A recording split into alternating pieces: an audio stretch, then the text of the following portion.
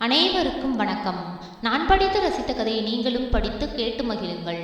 கதை பிடித்திருந்தால் அனைவருக்கும் பகிருங்கள். மாடிப்படிகளிலிருந்து வேகமாக இறங்கி வந்த ஜானகி நடுக்கூடத்தில் அம்மாவை கண்டதும் ஹாய் மம்மி என்று சொல்லிவிட்டு ஒரு கணம் தயங்கி நின்றாள். விஷயத்தை இவளிடம் தெரிவிக்கலாமா என்று அவள் மனதில் பளிச்சிட்ட எண்ணம் தன் தாயின் தோற்றத்தை கண்டு மறுநிமிடமே மறைந்து போயிற்று. தலையை உடுத்திய மடிசார் புடவை, நெற்றியில் ரூபாய் அளவுக்கு பெரிய பொட்டு, அலட்சியமாக முடியப்பட்ட கூந்தல், கழுத்தில் ஏதோ நகைக்கடை விளம்பரம் போல் அரை டஜன் சங்கிலிகள், ஒல்லியும் இல்லை பருமனும் இல்லை என்ற வாகான உடல் அமைப்பு. அவள் எளிமையாகவும் நாகரிகமாகவும் உடையணிந்தால் எத்தனை அழகாக இருப்பாள் என்பதை ஜானகி கற்பனை செய்து பார்த்தாள். இப்படி பழமையில் ஊறி போனவளிடம் தன் காதல் விவகாரத்தை எப்படி சொல்வது? அதை அவள் எப்படி வரவேற்பாள்? பூஜை அறையிலிருந்து ஊதுவத்தியின் மனம் காற்றில் கலந்து வந்தது. அம்மா விளக்கேற்றி பூஜையில் உட்கார்ந்திருப்பாள். இனி குறைந்தது அரை மணி நேரம் அவளுடன் யாரும் பேச முடியாது. ஜானகி காரில் ஏறி உட்கார்ந்து அதை கிளப்பினாள். அவள் மனம் மட்டும் அம்மாவை சுற்றி வட்டமிட்டது. அம்மா எதற்கு அத்தனை பூஜை செய்கிறாள்? அப்பாவின் அலட்சிய போக்கினால் மனமுடைந்து அப்படி அவள் கடவுளிடம் தஞ்சமடைய நினைக்கிறாளோ? அவள் பழமையே அப்படி கெட்டியாக பிடித்து கொண்டிருக்க வேண்டும் என்று அப்பா ஒன்றும் அவளை வற்புறுத்துகிறவராக தெரியவில்லையே. ஜானகியின் கல்லூரி தோழிகளின் தாய்மார்கள் பலரை அவள் சந்தித்திருக்கிறாள். அவர்களுடன் தன் தாயை நிறுத்தி பார்த்த பொழுது அமெரிக்க டாலர் நோட்டுகளுக்கு நடுவில் சந்திரகுப்தர் காலத்து நாணயத்தை பார்ப்பது போல் இருந்தது அவளுக்கு. 4 வார்த்தைகள் சேர்ந்தது போல் ஆங்கிலம் பேச அம்மாவுக்கு தெரியுமோ? மகாபாரதமும் சுந்தரகாண்டமும் விழுந்து விழுந்து பாராயணம் செய்கிற நேரத்தில் ஒழுங்காக இங்கிலீஷாவது பேச கற்றுக்கொண்டிருக்கலாம் அவள் தாய். அவள் தந்தையோ அதற்கு நேர் எதிரிடை. வீட்டில் பூஜை அறை எந்த பக்கம் இருக்கிறது என்று கூட அவருக்கு தெரியாது. விஸ்கியும் ஜின்னும் அவருக்கு தண்ணீர் பட்ட பாடு. சிகரெட் புகையையே மூச்சாக விடுபவர் அவர். தன் மனைவி தனக்கேற்ற முறையில் இல்லை என்ற குறை அவருக்கு நிச்சயம் இருக்கும். என் மனைவி ஒரு பஞ்சாங்கம் என்று அவள் காதுபடவே அவர் தன் சிநேகிதர்களிடம் சொல்லுவதை ஜானகி கேட்டிருக்கிறாள். அவர் மனதை உணர்ந்த மனைவியாக அம்மாவால் ஏன் இருக்க முடியவில்லை? அவள் தந்தையையும் அவர் ஆபீஸில் வேலை பார்த்த ஓரிரு பெண்களையும் இணைத்து அவள் கேட்க நேரிட்ட வதந்திகளுக்கும் அம்மாதான் காரணமோ? அவரது ஏமாற்றங்களையும் தாபங்களையும் அம்மா ஏன் புரிந்து கொள்ளவே இல்லை? ஜானகி என்று உரத்த குரலில் பின்னாலிருந்து யாரோ அழைப்பதை உணர்ந்து காரை நிறுத்திவிட்டு திரும்பி பார்த்தாள் அவள். வினோத் வேகமாக ஓடி வந்து கொண்டிருந்தான். ஹாய்! புன்முறுவலுடன் அவள் முன்சீட்டின் கதவை திறந்துவிட அவன் ஏறி அமர்ந்தவன் அவள் முகவாட்டத்தை கவனிக்க தவறவில்லை. What Janaki, anything wrong with you? அவன் சற்று நெருங்கி வந்து அவள் முகத்தை தன் பக்கமாக திருப்பினான். ஏதாவது ரெஸ்டாரண்ட்டுக்கு போய் காஃபி சாப்பிடலாமா? ரொம்ப டல்லா இருக்கு என்றாள் அவள். ஷுவர், திருப்பு. உனக்கு ஆட்சேபனை இல்லை என்றால் என் வீட்டுக்கு போகலாம். உன்னை என் அம்மாவுக்கு அறிமுகப்படுத்த விரும்புகிறேன். வினோத் அவளை ஆவலுடன் பார்த்தான். ஜானகி அரைமனதுடன் ஒப்புக்கொண்டாள். அவன் தாய் எப்படி இருப்பாள்? தன்னை அவர்கள் வீட்டு மருமகளாக ஏற்றுக்கொள்ளுவாளா? அந்த திடீர் சந்திப்பை அவள் எதிர்பார்க்கவோ திட்டமிடவோ இல்லையாதலால் தயக்கமாக இருந்தது. டிஸ்பென்ஸ் காலனியில் வினோத்தின் வீடு இருந்தது. வீட்டின் அழகிய முன் அமைப்பையும் தோட்டத்தையும் பார்த்துவிட்டு சொந்த வீடா வினோத் என்றாள் அவள். நாங்கள் ஜானகியின் அப்பா மாதிரி கம்பெனியில் டைரக்டர்களா? சொந்த வீடு கட்ட? ஓ வினோத், இந்த காம்ப்ளெக்ஸை முதலில் உன் மனதிலிருந்து எடு. அந்தஸ்தை சுட்டி காட்டும் விதத்தில் யார் பேசினாலும் எனக்கு பிடிக்காது. சாரி ஜானகி, நான் வேடிக்கையாத்தான் அதை சொன்னேன். வினோத்தின் தாய் அவர்களே வரவேற்றாள். ஜானகி வழக்கப்படி அவள் கால்களை தொட்டு வணங்கினாள். வினோத்தின் முகம் அலர்ச்சியிலிருந்தே ஜானகி யார் என்பதை புரிந்து கொண்டு விட்ட தாய், அட அசட்டு மகனே, வீட்டுக்கு வரப்போகிற மருமகளை இப்படித்தான் திடீரென்று சொல்லாமல் கொள்ளாமல் அழைத்து வந்து நிற்பார்களா? கொடுப்பதற்கு இனிப்பு கூட இல்லையே என்று பரபரத்தவளாய் ஜானகிக்கு ஆசை கூறி தலையை அன்புடன் வருடிவிட்டு பேசிக்கொண்டிருங்கள், இதோ ஒரு நொடியில் வந்துவிடுகிறேன் என்று உள்ளே போனாள். இதே இடத்தில் அவளுக்கு பதில் வினோத் நின்று தன் தாயை வணங்கினால் என்ன நடக்கும் என்று ஜானகி ஒரு கணம் கற்பனை செய்து பார்த்தாள். முகத்தை கடுமையாக வைத்துக்கொண்டு வினோத்தை வெறுப்புடன் பார்க்கும் தாய் அம்புஜத்தின் முகம் அவள் கண்முன் தோன்றி மறைந்தது. அப்பா நாகரீகமானவர், ஒன்றும் சொல்ல மாட்டார். அம்மாவை சமாளிப்பதுதான் அவளுக்கு பிரச்சனையாக இருக்கப் போகிறது. அம்மாவின் ஒப்புதல் இன்றியே அவள் திருமணம் நடக்க வேண்டிய சூழ்நிலை உருவாகலாம். அப்போது என்ன செய்வது? வினோத்தின் தங்கை வினிதா ஆபீஸில் இருந்து வந்தவள் சட்டென்று ஜானியை புரிந்து கொண்டு ஹாய் அண்ணி என்று புன்னகைத்தாள். ஹலோ வினி, என்னண்ணா இது?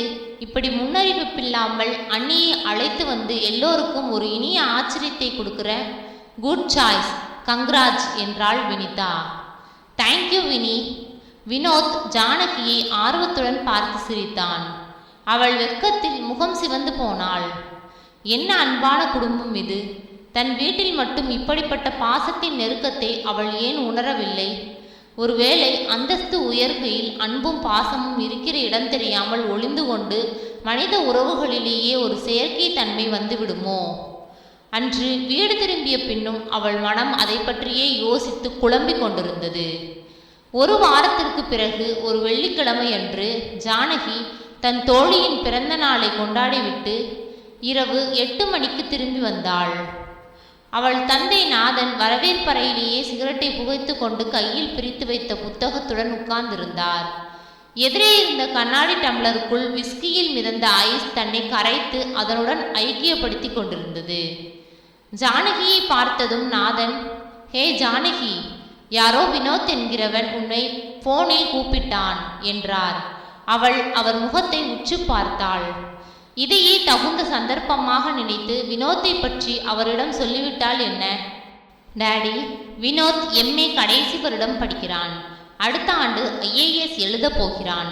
உங்களை சந்திக்க ஆசைப்படுகிறான். நான் உங்கள் சௌகரியத்தை கேட்டு சொல்வதாக சொன்னேன்.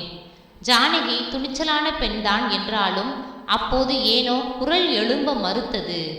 புத்தகத்தை புரட்டியவாறு அலட்சியமான குரலில் நாதன் கேட்டார், ஏன், எதுக்கு பார்க்கணும்? ஏதாவது வேலைக்கு சிபாரிசு வேணுமா? இல்லை வேலை வேணுமா? அவர் கேட்ட கேள்விகள், அதை அவர் கேட்ட விதம் எதுவுமே ஜானகிக்கு பிடிக்கவில்லை. No daddy, just like that பார்க்க விரும்புகிறான். அவள் முகத்தில் கோபமும் நாணமும் சிவப்பேற்றின. அவள் என்ன சொல்ல விரும்புகிறாள் என்பது நாதனுக்கு புரிந்துவிட்டது. ஜானகி, அவர் சற்று கடுமையாகவே அழைத்தார். நீ எதுவும் சொல்வதற்கு முன்னால் நான் உன்கிட்ட ஒன்று சொல்லணும். நீ சொல்லுகிற அந்த மாணவன் ஏதோ பரீட்சை எழுதி பாஸ் பண்ணி சர்க்கார் உத்தியோகம் பார்த்து கலெக்டரிட போறான்னு மட்டும் நம்பி சமூக அந்தஸ்து இல்லாதவனை உனக்கு பார்ட்னரா தேர்ந்தெடுத்துடாதே. இந்த விஷயத்துல என் கௌரவத்துக்கு இழுக்கு வராமல் நீ நடந்துக்கணும்னு நான் எதிர்பார்க்கிறேன். அவர் என்ன சொல்லி புரிய வைக்க விரும்புகிறார்? சமூக அந்தஸ்து என்று அவர் குறிப்பிடுவது வெறும் பணத்தை என்றால் அது வினோத்திடம் இல்லை. ஆனால் அன்பும் மகிழ்ச்சியும் மன அமைதியும் எடுக்க எடுக்க குறையாத பணக்கார குடும்பம் அவனுடையது. அவர்கள் வீட்டில் இருக்கிற சந்தோஷமும் கலகலப்பும் இங்கில்லையே. ஜானகி ஓடிப்போய் தன் அறைக்குள் புகுந்து கொண்டாள். அவள் மனம் குழம்பிய நிலையில் இருந்தது. கண்ணீர் ஏனோ அடக்க முடியாமல் பொங்கி வந்தது. பெரிய அளவுக்கு நாகரிக வேஷம் போடும் அப்பா சிகரெட் புகைப்பதிலும் மது அருந்துவதிலும் காக்டெயில் விருந்து நடத்துவதிலும் டிப்டாப்பாக உடை அணிவதிலும் மேற்கத்தியரை காப்பியடிக்கும் அப்பா மனதளவில் இன்னும் பணம் அந்தஸ்து என்று கணக்கு போடும் 10ஆம் பசலித்தனம்தான் என்று தெரிந்து கொண்டதில் அவளுக்கு எத்தனை பெரிய ஏமாற்றம், ஓ எத்தனை பெரிய அதிர்ச்சி அது! அப்பாவே வினோத்தை ஏற்க மறுத்தால் அம்மா மட்டும் எப்படி அவர்கள் திருமணத்தை வரவேற்பாள்? வினோத் வரவே வேண்டாம், வந்து வீணாக அவமானப்பட வேண்டாம். அதை அவளால் தாங்கவே முடியாது. அவனுக்கு எப்படியாவது போன் செய்து தடுக்க வேண்டும். அவர்கள் திருமணத்தை பற்றி யோசித்து முடிவெடுத்தால் போயிற்று. அவள் அவனைத்தான் மணப்பாள். அது எப்போது என்பதுதான் தீர்மானிக்கப்பட வேண்டிய விஷயம். மறுநாள் பொழுது விடிந்ததிலிருந்தே டெலிஃபோன் வேலை செய்யவில்லை. இப்போது என்ன செய்யலாம்? கல்லூரிக்கு போகவும் மூடில்லை. காஃபி சாப்பிட பிடிக்கவில்லை. படுக்கையிலிருந்து எழுந்து குளிக்க கூட மனமில்லை. அழுகை அடக்க முடியாமல் வந்ததில் முகம் வீங்கி போயிற்று. அம்மா வந்து கதவை தட்டி பார்த்துவிட்டு பிரயோஜனப்படாமல் திரும்பி போனாள். மாலை சுமார் 5:30 மணிக்கு வினோத் அவளை பார்க்க வந்திருப்பதாக வேலைக்காரி வந்து சொன்னாள். வினோதா, ஓ காட், அவன் ஏன் இங்கு வந்தான்? அவமானப்படுவதற்கு முன்னால் அவனை போக சொல்லிவிட வேண்டும். இந்த கோலத்துடன் அவளை பார்த்தால் அவன் பயந்து விட மாட்டானா? அந்த ஐயாவை உட்கார சொல். வேலைக்காரியை அனுப்பிவிட்டு அவசரமாக தயாராகி வருவதற்குள் அவள் தந்தை உள்ளிருந்து வந்தவர் வினோத்தை பார்த்துவிட்டு நிற்பதற்கும் சரியாக இருந்தது. அவள் தவிர்க்க விரும்பியது நடக்கப் போகிறது. ஜானகியின் உடலில் இரத்தம் உறைவது போல் இருந்தது. வினோத் அவரை பார்த்ததும் மரியாதையுடன் எழுந்து நின்று வணக்கம் தெரிவித்தான். யார் நீ? ஐ எம் வினோத் சார் என்றான் அவன் அடக்கமாக. ஓ, விசிட்டர்கள் வெளி வராண்டாவில் தான் வெயிட் பண்ணணும்.